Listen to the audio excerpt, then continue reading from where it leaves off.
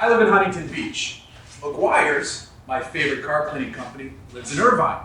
They know how to keep things clean. The HoonTruck knows how to get dirty. So I've come here with the truck to learn how to keep this clean from the people who are good at doing such things. We're going to learn some tips and tricks on how to keep something that's not really a show vehicle clean. This is, there's a dent right there, grease on the rear axle. We're going to figure this out and see what we can do for a vehicle like the truck.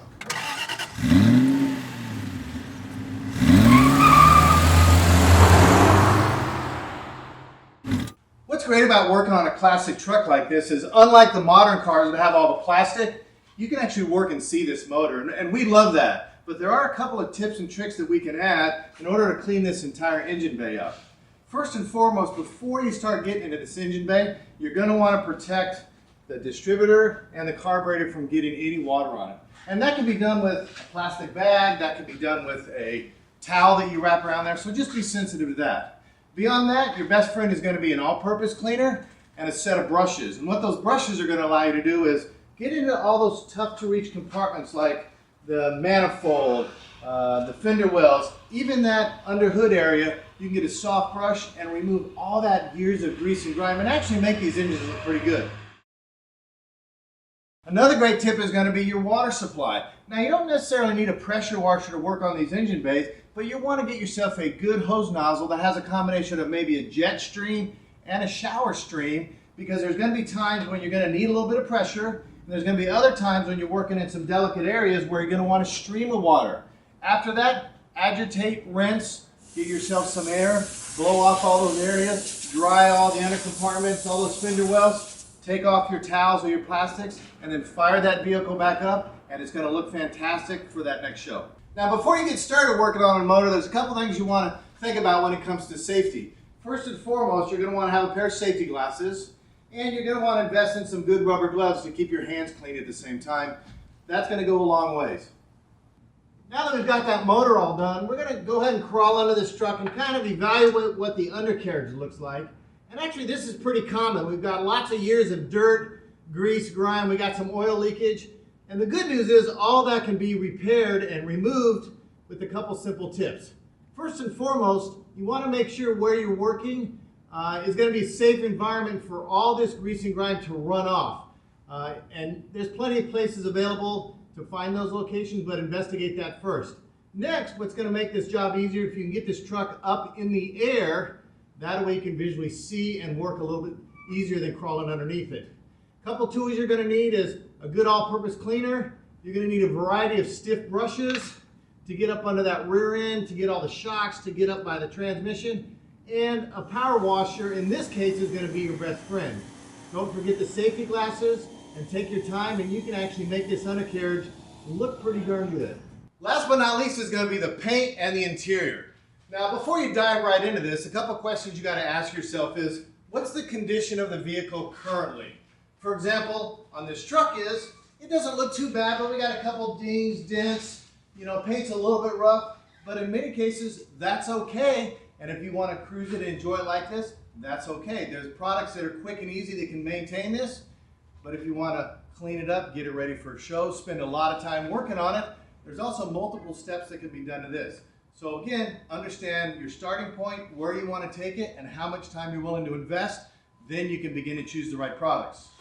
If you look on the interior of this truck, what's great about it is a lot of modern vehicles have vinyl, leather dashes, door panels. This is good old American steel. The great thing about that is you would treat it just like you treat the outside of the paint. So we got our door jambs, we got our panels, we got our dash, piece of cake. Vinyl floor, easy. So this truck can be done in no time. Another great tip is when you're working on your engine, go ahead and protect those other surfaces around, especially if they're painted, because when you're working with some of these all-purpose cleaners, you really want to minimize some of that transfer onto these adjacent panels. And that can be done with some simple plastic. That can be done with some towels. Whatever you have handy, just cover up these other areas and that'll help protect you a little bit. Now that we've gone back and done what we could on this truck, we're going to go ahead and pull the towels off, pull all the plastic off, put the air cleaner back on, give it a fire, and make sure she runs good. And if you did all this, again, make sure wherever you're at, it's legal to clean your engine wherever you're at. It's going to look good and run good. It's going to need a little metal polish on it, but at least all the grease and grime is out of the truck. Now let's go ahead and give it a start and see how she runs.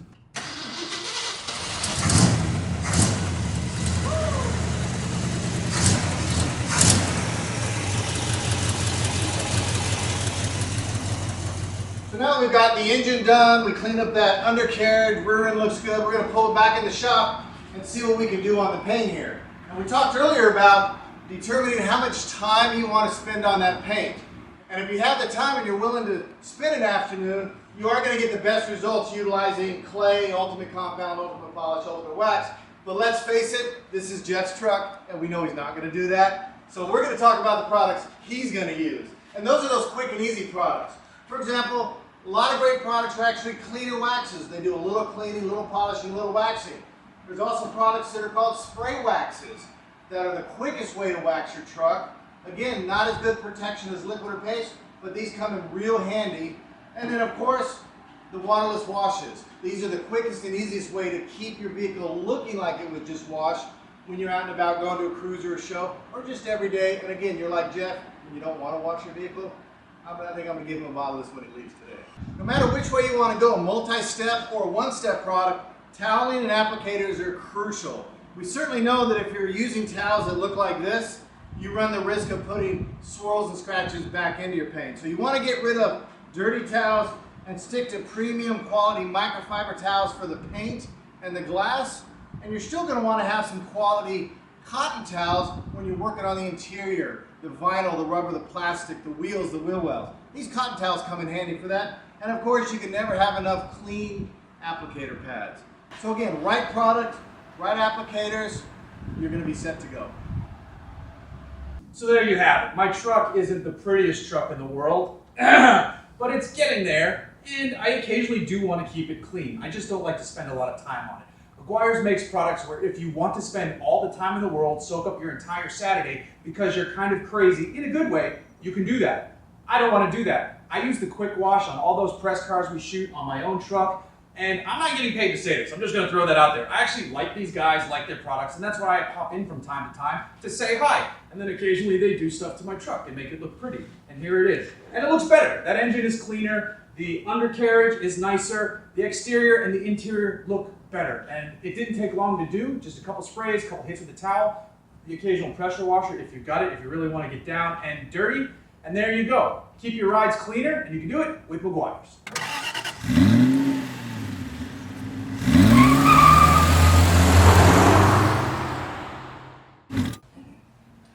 So, here's the HoonTruck.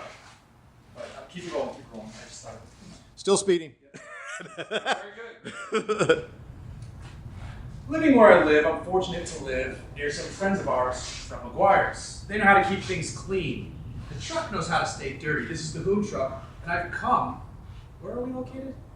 Irvine. Irvine. Keep it rolling. I thought it was Irvine, by the way. Wait, hold on. Still speeding, take 3, click. Great violin here. This is all easy to clean up with not a lot of time, which is going to give you more time to go enjoy that truck down that road on the weekend. When it's not broken. When it's not broken. You're going to ask yourself, how much time do I want to spend on this vehicle? Not much. Not much. I think we're just about done wiping up, but there's one last thing we need to do before this goes out of here and starts cruising, and that's the most important part.